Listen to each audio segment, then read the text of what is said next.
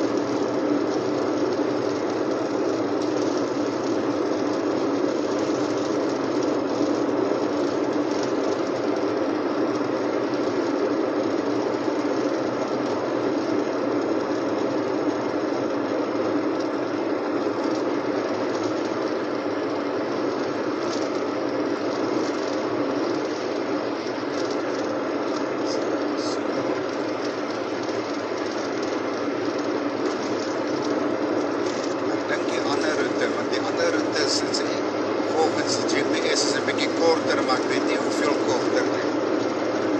Presies waar hy langs loop weet ek ook nou nie. Hy loop meer binnelandse kant.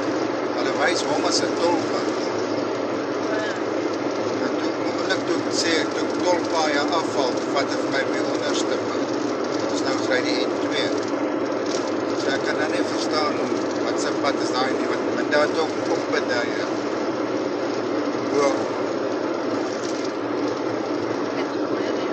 Nou wonder ek of hy nou aansluit hier so by dis hierdie plek wat nou net was Swellendam of hy daar aansluit of vroeg. Ek kan nie verstaan dat dit 'n vinniger pad kan wees. As hy deur werke al goed loop, kan ek nie sê dat hy so vinnig is. Aan die onderkant Franshoek verbyloop